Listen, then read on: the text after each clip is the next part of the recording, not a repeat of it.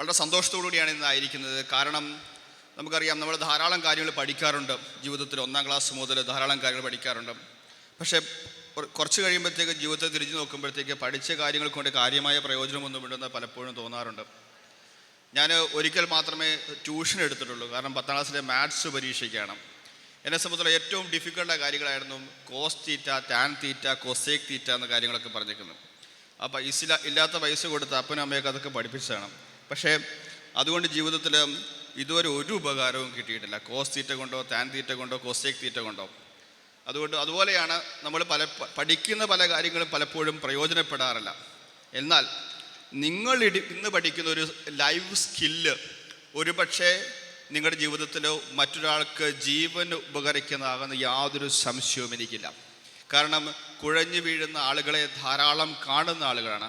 Heart attack മൂലം, മറ്റ് പ്രശ്നങ്ങൾ മൂലം അങ്ങനെയുള്ളവർക്ക് ജീവൻ കൊടുക്കുവാനായിട്ട് ഒരു CPR അറിയാവുന്ന ഒരാൾക്ക് മാത്രമേ സാധിക്കൂ എന്നതിന് യാതൊരു സംശയവുമില്ല. കഴിഞ്ഞ ദിവസമാണ് 38 വയസ്സുള്ള ഒരാൾ, ഒരു യുവാവ് വീട്ടിലെ നെഞ്ചുവേദനയായിട്ട് ബോധരഹിതനായിട്ട് കിടക്കുകയായിരുന്നു. ഭാര്യ തൊട്ടടുത്തുള്ള സഹോദരനെ വിളിച്ചു. സഹോദരന് CPR അറിയാവുന്നത് കൊണ്ട് മാത്രം ഇത് ആശുപത്രിയിലെത്തുകയും ഇന്നലെ അദ്ദേഹം ഡിസ്ചാർജായി പോവുകയും ചെയ്തിട്ടുണ്ട്.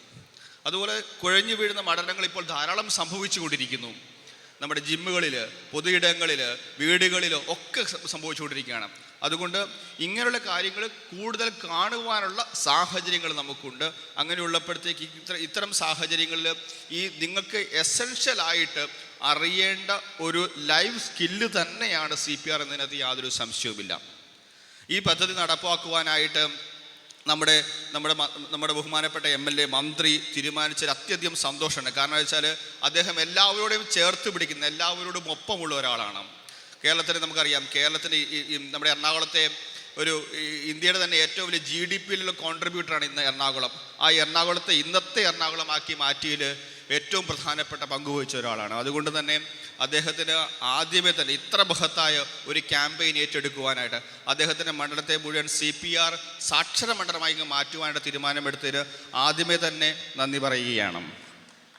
യോഗത്തിൻ്റെ അധ്യക്ഷൻ, അതുപോലെ നമ്മുടെ പ്രിൻസിപ്പൽ പ്രഥമ രാമചന്ദ്രൻ, യോഗം ഉദ്ഘാടനം ചെയ്ത് യോഗത്തിൽ ആശംസ സംസാരിച്ച ജോസ് ചാക്കോ പരിപുറം സാർ, ഷറഫുദ്ദീൻ, വേദിയിലിരിക്കുന്ന പ്രിയ സുഹൃത്തായിട്ടുള്ള ഡോക്ടർ ഗണേഷ്, ഡോക്ടർ ആശ, ബെയ്സിൽ, മുഹമ്മദ്